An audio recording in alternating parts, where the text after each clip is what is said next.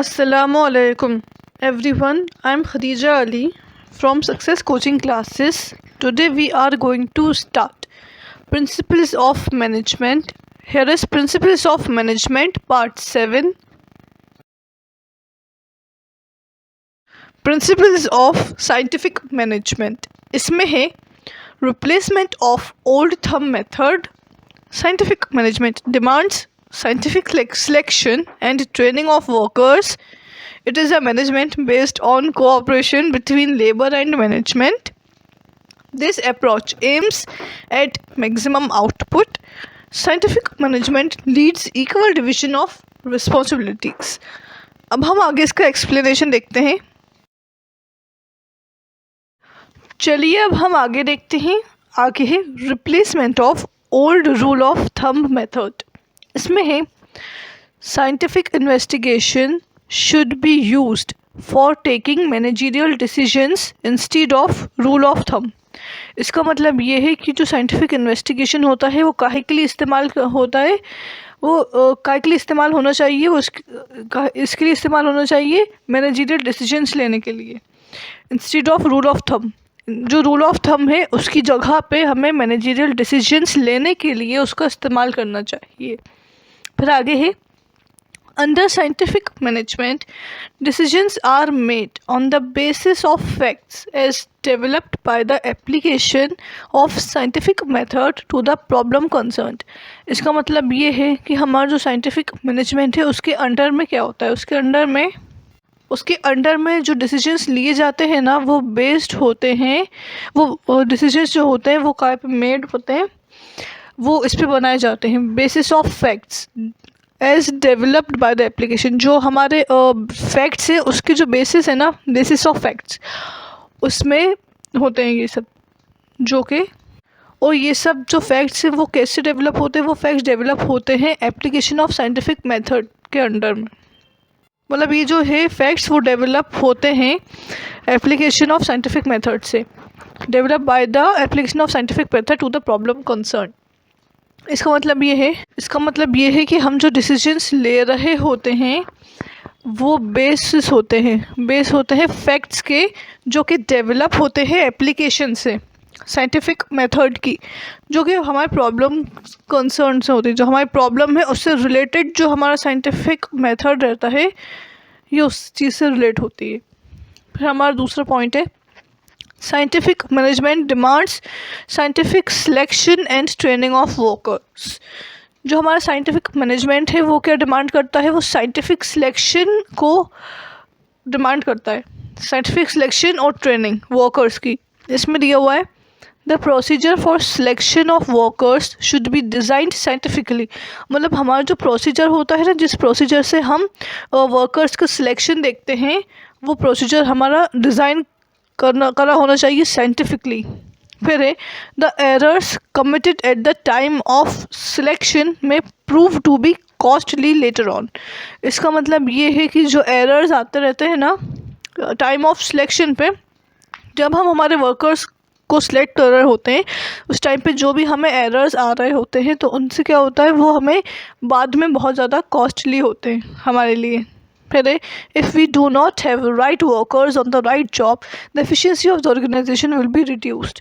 इसका मतलब ये है कि अगर हमारे पास सही वर्कर्स नहीं होंगे सही काम के लिए तो हमारे जो ऑर्गेनाइजेशन है उसकी एफिशिएंसी कम होती रहेगी. इसी वजह से इसी के लिए हमारे पास सही वर्कर्स होना चाहिए सही काम के लिए. मतलब जो इंसान जिस काम के सूटेबल है अगर हम उसको वो काम दे दें तो वो काम बहुत अच्छे से करेगा और हमारा ऑर्गेनाइजेशन ग्रो करेगा.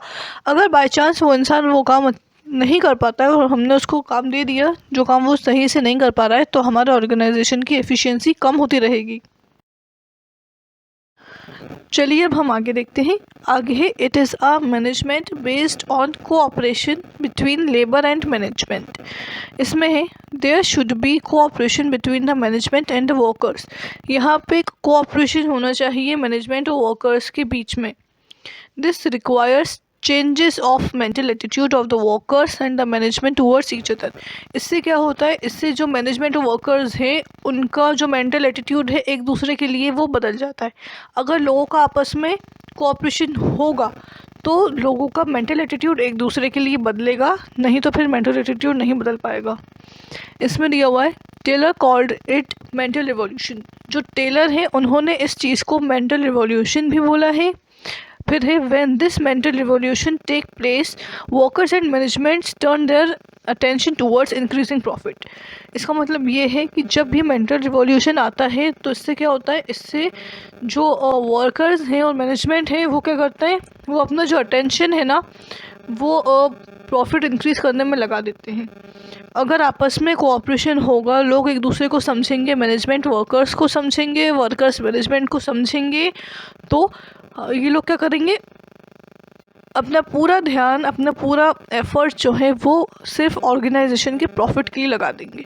तो इसलिए कोऑपरेशन होना बहुत ज़्यादा ज़रूरी होता है। फिर लास्ट 4th पॉइंट है this approach aims at maximum level. इसमें है the management and workers should try to achieve maximum output in the place of limited output. इसका मतलब ये है कि हमारे जो मैनेजमेंट और वर्कर्स हैं उनको क्या करना चाहिए, उनको ज़्यादा से ज़्यादा आउटपुट को अचीव करना चाहिए। उनको कोशिश करते रहनी चाहिए कि वो ज़्यादा से ज़्यादा आउटपुट को अचीव करें in place of limited output के बदले में। This will be beneficial to both the parties.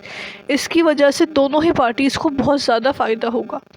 Maximum output will also be in the interest of society. हमारा जो मैक्सिमम आउटपुट रहेगा वो क्या होगा, उससे सोसाइटी को भी फ़ायदा होगा। उसमें क्या है कि हम अगर ज़्यादा आउटपुट हम देंगे तो उससे डिमांड और सप्लाई में भी फ़ायदा होगा। मतलब जैसे कि हमने ज़्यादा से ज़्यादा आउटपुट दिया तो उससे लोगों में डिमांड रहेगी प्रोडक्ट की, और प्रोडक्ट की डिमांड रहेगी तो सप्लाई भी रहेगी ज़्यादा। तो इसलिए ये मैक्सिमम आउटपुट से जो है वो सोसाइटी को बहुत फ़ायदा करता है। इसलिए ये दिया हुआ है कि maximum output will also be in the interest of society. चलिए अब हम आगे देखते हैं। आगे है scientific management leads equal division of responsibility. इसमें है there must be equal division of responsibility between the managers and the workers. यहाँ पे एक इक्वल डिवीजन होना चाहिए रिस्पॉन्सिबिलिटीज़ का मैनेजर्स और वर्कर्स के बीच में। फिर है the management should be assume responsibility for the workers for which it is better suited. इसका मतलब ये है कि हमारा जो मैनेजमेंट है वो क्या अज्यूम करता है, वो अज्यूम करता है रिस्पॉन्सिबिलिटीज़ को वर्कर्स के लिए जो कि उनको बहुत सूट करती है। Management should decide the method of working condition, time for completion of work. हमारा जो मैनेजमेंट है उसका काम क्या है, उसका काम ये है कि वो डिसाइड करता है मेथड ऑफ वर्क, मतलब किस मेथड से जो वर्कर्स हैं वो किस मेथड के थ्रू वर्क करेंगे, किस तरीके से। फिर है वर्किंग कंडीशन, उनकी वर्किंग कंडीशन क्या होगी। फिर time for completion of work, उनकी वर्किंग कंडीशन क्या होगी, वो किस कंडीशंस पे वर्क करेंगे, किस कंडीशन पे। फिर है time for completion of work, वो टाइम भी सिलेक्ट करेंगे कि ये टाइम है, इस टाइम पे उन्हें वर्क कंप्लीट करके देना है। और इसके अलावा और भी बहुत कुछ है जो हमारा मैनेजमेंट सिलेक्ट करता है, जो उसकी रिस्पॉन्सिबिलिटी होती है। चलिए इसी के साथ हमारा प्रिंसिपल्स ऑफ मैनेजमेंट का पार्ट 7 एंड होता है। Thanks for watching. Please like, share and subscribe, press the bell icon.